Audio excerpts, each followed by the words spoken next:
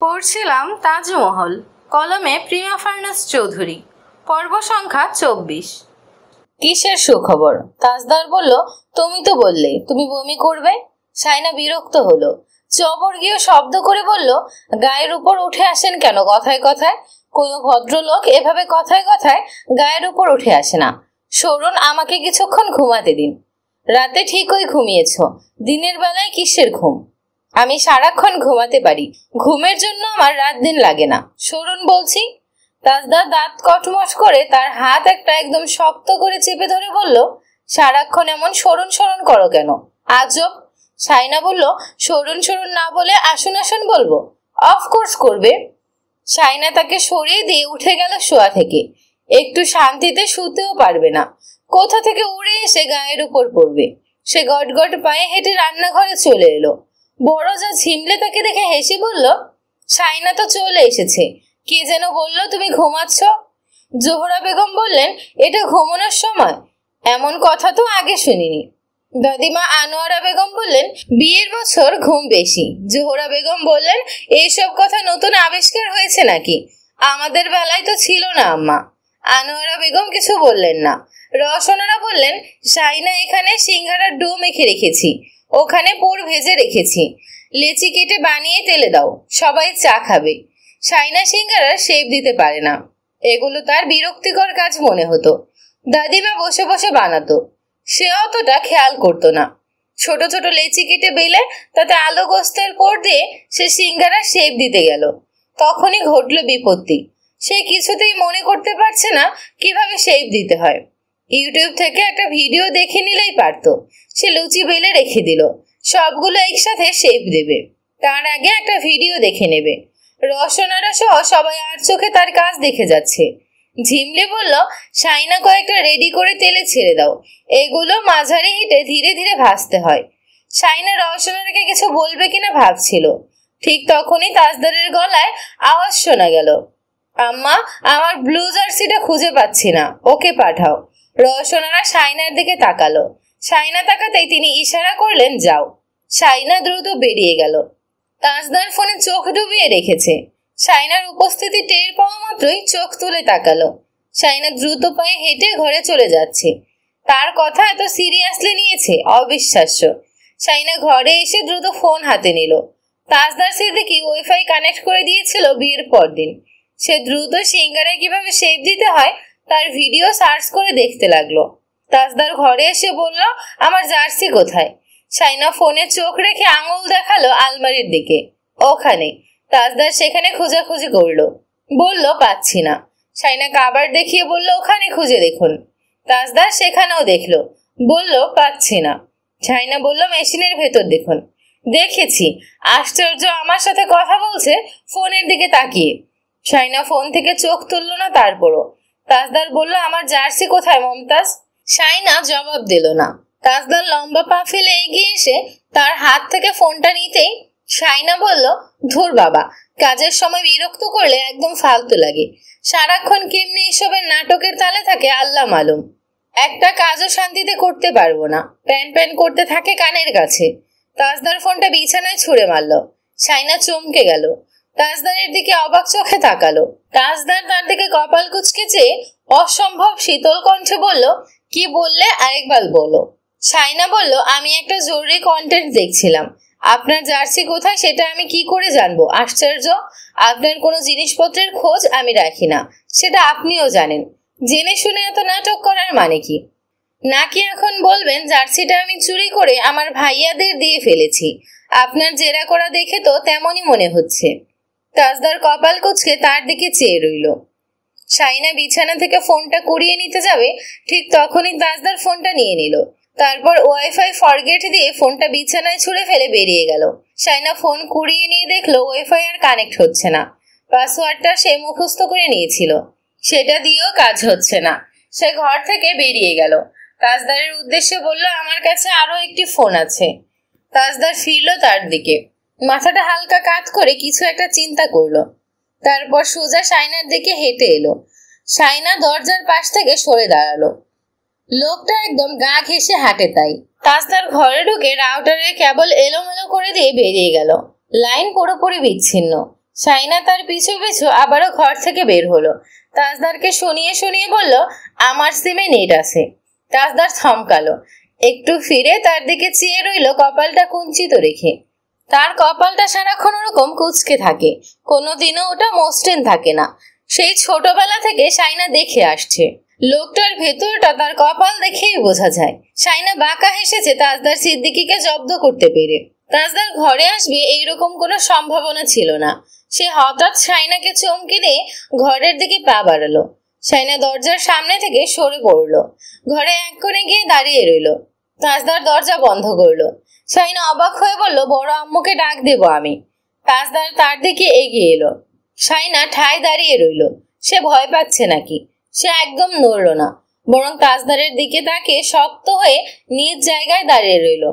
তাজদার সত্যি সত্যি তার দিকে এগিয়ে আসছে মনে হতেই সে এক লাফে দূরে সরে গিয়ে বলল, আচ্ছা ঠিক আছে। কি ঠিক আছে?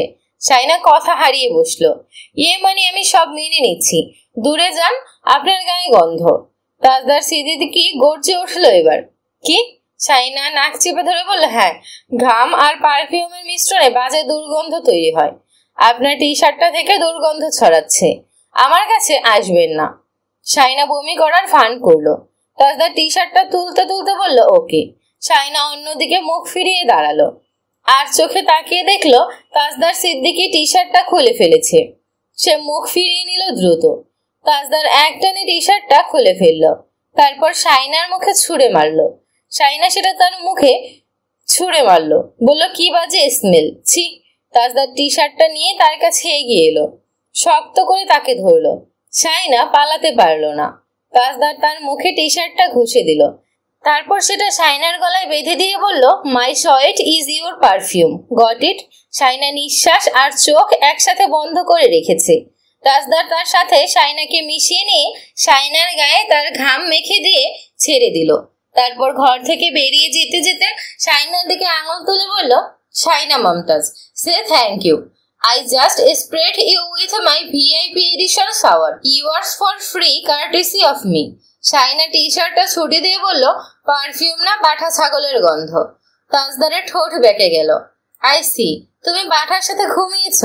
শাইনা ফুঁসে উঠে বলল, আপনি সেই পাঠা? তোমার বরের নাম পাঠা? হাউ সুইট, বলে হেসে উঠে বেরিয়ে গেল। তাজদার চলে যেতেই শাইনা রান্নাঘরে এলো। সিঙ্গারার শেপ দিয়ে তেলে ভাজার সময় ঝিমলি তার পেছনে এসে দাঁড়াতেই শাইনা চট করে সরে দাঁড়ালো। ঝিমলি একটু চমকে গেল। ভয় পেয়েছ? শাইনা মৃদু সরে বলল, না, এমনি। সে নিজের গা শুকে দেখলো তাজদার সিদ্দিকের গায়ের স্মেলটা নাকে লাগছে কিনা। লাগছে। সে কারো পাশে দাঁড়ালো না ভুলেও। তাসনুভা ট্যুরে গিয়েছে বন্ধু বান্ধবদের সাথে, সম্ভবত 2 দিন পর ফিরবে বলেছে। রওশনারাকে পই পই করে বলে গিয়েছে যাতে বাবা আর ভাইদেরকে বলে সে তার বান্ধবীর বাসায় গিয়েছে, এমনকি তার হবু শ্বশুর বাড়ির মানুষকেও। রাতে তাকে বাড়িতে না দেখে রায়হান হাতত প্রশ্ন করলো, নোভা কোথায়? তৌসিফ মুখ ফসকে বলে উঠলো, ঘুরতে গিয়েছে। তাজদার খাওয়া থামিয়ে বলল, কোথায়? রওশনারা বলে উঠলো, শাম্মীদের বাড়িতে, ওখানে 2 দিন থাকবে। রায়হান বলল, এই সময় ওকে এত বেড়াতে হবে কেন? রওশনারা বললেন, ও কারো কথা শোনে? তাজউদ্দিন সিদ্দিকী বলেন, বেড়াতে যখন গিয়েছে তখন বেরিয়ে চলে আসো, এত কথার দরকার নেই। রায়হান একটু অসন্তুষ্ট হলো, বলল, স্বামীদের বাড়িতে বেড়াতে যাবে আর সেখান থেকে কোথাও ঘুরতে যাবে না, কথাটা আমাকে বিশ্বাস করতে বলো না। তাজউদ্দিন কপাল কুঁচকে তাকালো রওশনারার দিকে। রওশনারা সরে গেল সেখান থেকে। তিতলি সবাইকে বেড়ে দিচ্ছে। তাজউদ্দিন সিদ্দিকী তার দিকে মুরগির কলিজা বাড়িয়ে দিল। তিতলি সেটি মুখে নিল।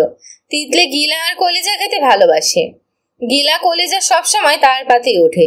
তাজউদ্দিন সিদ্দিকী তাকে 2 লোকমা ভাতও খাইয়ে দিল। ছোট মেয়ে তার ভাগে আদরের ভাগ সবসময় একটু বেশি। তৌসিফের পাতে একটা মুরগির গিলা উঠেছে। সে তিতলিকে বলল, খাবি? তিতলি এক লাফে তার চেয়ারের পেছনে এসে দাঁড়ালো। তৌসিফ বলল, ভাত খেয়ে ফুরোতে পারছি না, 2 লোকমা খাবি তবেই দেব, সাথে একটা লেগ পিস ফ্রি। তৌসিফের পাশের চেয়ারটা খালি। তিতলি চেয়ার টেনে বসলো। রওশনারাকে বলল, আম্মু, আমি আর ভাত খাবো না তাহলে।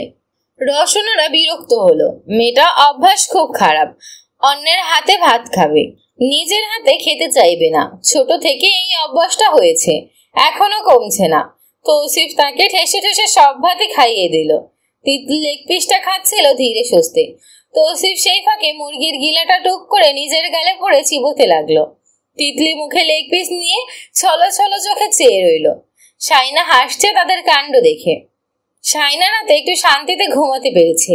তাজদার সিদ্দিকি খেয়ে দিয়ে বেরিয়েছিল আর বাড়ি আসেনি। ফজরের নামাজ পড়ে কাক ডাকা ভরে ঘুম থেকে দরজা খুলতেই তাজদার হঠাৎ হাজির। তার দিকে খ্যাপাটে দৃষ্টিতে তাকিয়ে বলল, তুমি ইচ্ছে করে দরজা খোলনি তাই না?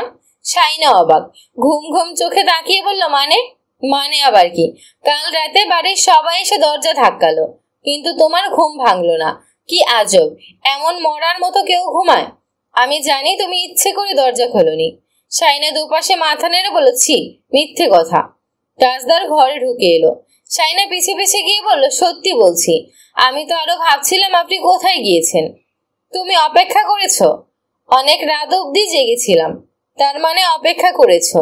দরজা খোলা রেখেছিলাম তাই ঘুম আসেনি। মানে দরজা খোলা রেখে অপেক্ষা করছিলে? শাইনা তার দিকে পিছিয়ে যেতে যেতে বলল, দরজা খোলা থাকলে আমার ঘুম আসে না, তাই জেগেছিলাম। দরজা বন্ধ করার পর ঘুম চলে এসেছিল?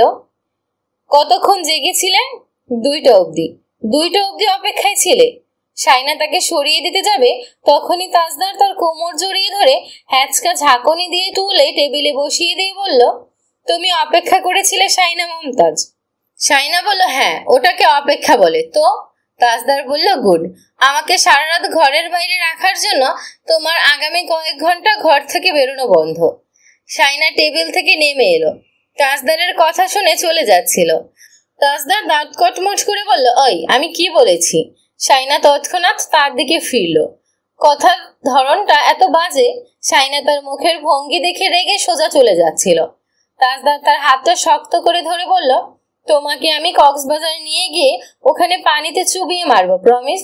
শাইনা হাত ছাড়িয়ে নিতেই ভুলে গেল। অবাক হয়ে বলল, মেজো ভাইয়া কলেজদের নিয়ে কক্সবাজার গিয়েছে, আমি জীবনেও যাব না ওখানে। মাথা খারাপ নাকি? তাজদার বলল, আমি যাব, তোমাকে নিয়েই যাব। শাইনা বেরিয়ে গেল হাত ছাড়িয়ে নিয়ে। রওশনারার ঘরে কোরআন তিলাওয়াত করছে। শাইনা ভেবেছিল চুলায় আগুন দেবে। তাদের বাড়িতে আগে ঘর ঝাড়ু দেওয়া হয়, তারপরে চুলায় আগুন ধরানো হয়। সে আগে রান্নাঘরটা ঝাড়ু দিল, তারপর চা করলো। নাস্তা আছে, চা ফ্লাক্সে ভরে রাখলো। তার জন্য এক মগ, তাজদারের জন্য 1 কাপ নিয়ে ঘরে এলো। তাজদার পিঠ দেখিয়ে ঘুমাচ্ছে। শাইনা 1 মগ চা শেষ করলো। তারপরে তাজদারের চাও নিজে খেলো। তারপর এক কোনায় গিয়ে শুয়ে পড়লো। এত তাড়াতাড়ি ঘুমে ওঠার অভ্যাস নেই তার, কথার ভয়ে উঠে গিয়েছে। বউ ঘুম থেকে উঠে চা করে না, এটা নিয়ে কত শত কথা। কিছুক্ষণ পর তাজদার মাথা তুলে তার দিকে তাকালো। আমার চা কই? জবাব এলো, খেয়ে ফেলেছি। হোয়াট?